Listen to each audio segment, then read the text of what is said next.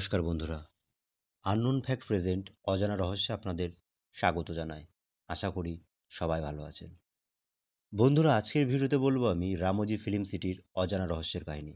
চলুন তাহলে দেরি না করে শুরু করা যাক।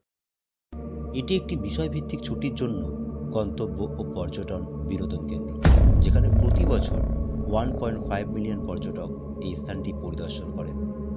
ফিল্ম সিটি হলো মিডিয়া টাইকুন এবং চলচ্চিত্র প্রযোজক রামোজি রাওয়ের মস্তিষ্ক প্রসূত, যিনি হলিউডের মতো একটি স্টুডিও তৈরি করতে চেয়েছিলেন এবং আস্তে আস্তে তা নির্মাণও করেছিলেন।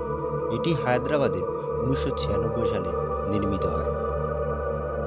মা নান্নাক্কু পেলি 1997 সালে শ্যুট করা প্রথম চলচ্চিত্র। এটি বিশ্বের বৃহত্তম ফিল্ম স্টুডিও কমপ্লেক্স, যেটি গিনিস রেকর্ড দ্বারা প্রত্যায়িত হয়েছে।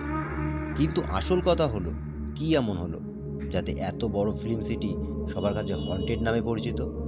একসময় যে স্থান বিশ্বের সবচেয়ে বড় ফিল্ম সিটি ছিল, আজ সেই জায়গায় ঘটে নানা ভৌতিক কার্যকলাপ। বাংলা, হিন্দি, তেলুগু, মালয়ালম বিভিন্ন ভাষার চলচ্চিত্র নির্মিত হয়েছে এই বিখ্যাত ফিল্ম সিটিতে। শোনা যায় এই ফিল্ম সিটি নির্মাণের পর থেকেই নাকি নানা ভৌতিক কার্যকলাপের জন্য এই স্থানে বিখ্যাত হয়ে আসছে। গোটা অঞ্চল জুড়ে কেমন যেন একটা সুপার ন্যাচারাল অ্যাক্টিভিটি, যা অনুভব করেন এখানকার অনেক মানুষ, কিন্তু উপযুক্ত ব্যাখ্যা এখনো পর্যন্ত কারো কাছে নেই। এই ফিল্ম সিটির অন্তর্ভুক্ত সিতারা হোটেলটি এখনকার মূল ভৌতিক স্থান। আচমকা কোনো একটা শব্দ, বাতাসে অস্বাভাবিক গতিবিধি, এসব কার্যকলাপ প্রতিদিনই হতে থাকে। এর প্রত্যেকটি রুমে ও বারান্দায় ছড়িয়ে রয়েছে গা শিহরণ করা আলাদা রোমাঞ্চ। ইতিহাস বলে, হায়দ্রাবাদের এই ফিল্ম সিটি যেখানে তৈরি করা হয়েছিল, সেখানে ছিল মহাবীর নিজামের যুদ্ধক্ষেত্র। এই যুদ্ধে বহু সৈনিকের মৃত্যু হয়, তাই এখানে নাকি মৃত সৈনিকের অতৃপ্ত আত্মারা চলাচল করে।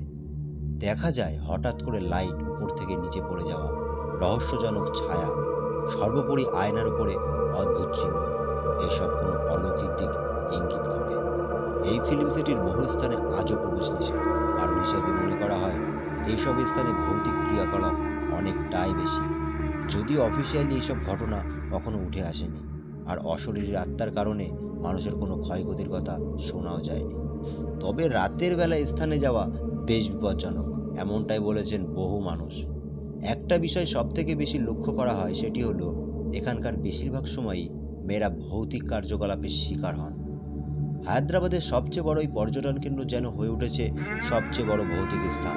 এই ফিল্ম সিটিতে যে স্ট্যান্ডম্যানরা কাজ করেছেন, তাদেরও অনেক অভিজ্ঞতা হয়েছে। একজন সিনিয়র স্ট্যান্ডম্যানের মতে, সেখানে কিছু নেগেটিভ শক্তি ক্ষতি করতে চায়। শুটিং চলাকালীন তিনি দুবার খারাপভাবে আহত হয়েছিলেন। প্রযুক্তিবিদরা সর্বদা ঝুলন্ত আলোগুলি ভালো করে পরীক্ষা করে তারপর ব্যবহার করেন, কিন্তু এই আলোগুলি তবুও বহুবার সিলিং থেকে পড়ে যায়। ড্রেসিং রুমে বেশ কয়েকবার মহিলারা তাদের পোশাক ছেঁড়া অবস্থায় পড়ে থাকতে দেখেন। এছাড়া খাবার ছড়িয়ে ছিটিয়ে থাকা, কোনো প্রাণীর আঁচড়ের দাগ, এসবও লক্ষ্য করা যায়। এরকম ঘটনার পরেও আজও এই স্থানে বড় বড় সিনেমার শুটিং চলে এবং পর্যটকের আগমনও ঘটে। আজকের যুগে দাঁড়িয়ে এইসব ঘটনা বিশ্বাস করা খুবই শক্ত, কিন্তু একেবারে উড়িয়ে দেওয়াও কিন্তু যায় না। তাহলে বন্ধুরা, এখানে শেষ করলাম আমার আজকের ভিডিও। ভালো লাগলে লাইক করবেন, কমেন্টস করবেন, সাবস্ক্রাইব করবেন। এরকম আরও অজানা রহস্য জানার জন্য আমাদের চ্যানেল আননোন ফ্যাক্ট প্রেজেন্ট অজানা রহস্যের জুড়ে থাকবেন। ভালো থাকবেন।